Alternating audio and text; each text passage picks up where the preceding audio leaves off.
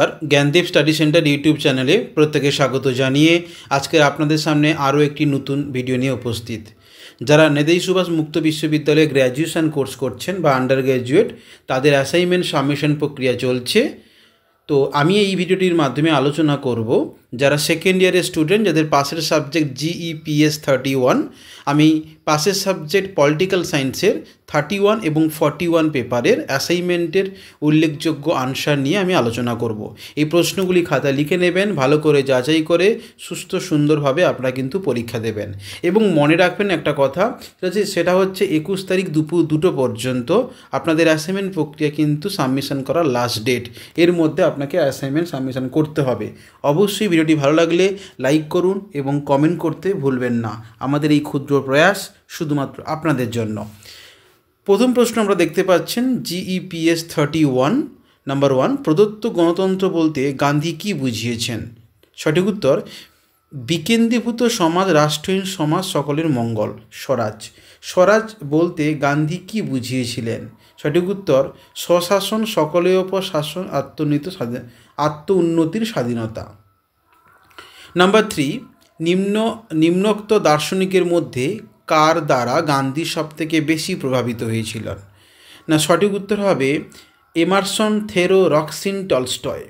Number 4, গান্ধীর মত অনুসারে অহিংসার সারবস্তু কী? সঠিক উত্তর, আত্মকষ্ট, শত্রুতার বিনাশ, শত্রু বিনাশ সত্যের অন্বেষণ। নাম্বার 5, কোন ধর্মগ্রন্থ থেকে গান্ধী স্বধর্ম ধারণাটি সংগ্রহ করেছিলেন? বেদ, উপনিষদ, গীতা, পুরাণ থেকে।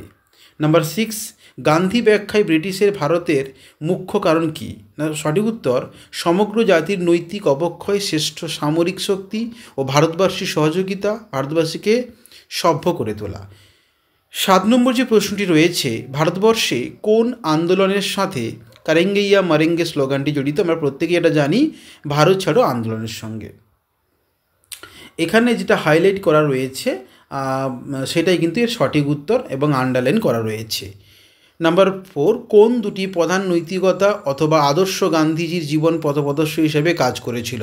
সঠিক উত্তর, সত্য এবং অহিংসা। নাম্বার 9, গান্ধী ভারতবর্ষে তার সত্যাগ্রহ কৌশল প্রথম কোথায় প্রয়োগ করেছিল? সঠিক উত্তর, চম্পারণ। আপনারা এবং 10 নম্বর যে প্রশ্ন, মাই ডে উইথ গান্ধী গ্রন্থটি রচয়িতা কে? সঠিক উত্তর, নির্মল কুমার বোস। আমি আরেকবার এই প্রশ্নগুলো আমি উল্লেখ করব। 10 নম্বর কোশ্চেন হচ্ছে নির্মল কুমার ঘোষ এবং 9 নম্বর কোশ্চেনের উত্তর হচ্ছে চম্পারণ। 8 নম্বর প্রশ্নের উত্তর হচ্ছে সত্য এবং অহিংসা। এছাড়া 7 নম্বর প্রশ্নের উত্তর হচ্ছে আপনারা দেখবেন ভারত ছাড়ো আন্দোলন এবং 6 নম্বর প্রশ্নের সঠিক উত্তর হচ্ছে সমগ্র জাতির অবক্ষয়।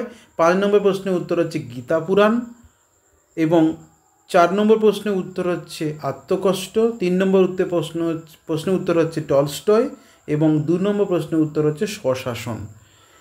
এবার আমরা দেখে নেব GEPS পলিটিক্যাল সায়েন্সের 41 পেপারের প্রশ্নের আনসার। প্রথম প্রশ্ন, পেরিয়ান কাকে বলা হয়? সঠিক উত্তর, রামস্বামী। নাম্বার 2, কে অস্পৃশ্যদের হরিজন আখ্যা দিয়েছিলেন? এটা সবারই জানা, গান্ধীজি, মোহনদাস করমচাঁদ গান্ধী। নাম্বার 3, আম্বেদকর দলিতদের বৌদ্ধ ধর্মে ধর্মান্তরিত হওয়ার বিষয়টিকে কিভাবে দেখেছিলেন? সামাজিক নবজন্ম হিসাবে। পরের প্রশ্ন, আম্বেদকরের ব্যাখ্যায় রাজনৈতিক গণতন্ত্রের সাফল্যের অন্যতম শর্ত কী? সঠিক উত্তর হাইলাইট করা রয়েছে, দেখতে পাচ্ছেন, সামাজিক ও অর্থনৈতিক গণতন্ত্র। নাম্বার 5, আম্বেদকর তার কোন রচনা এক বিকল্প সংবিধানের রূপরেখা তুলে ধরেছিলেন?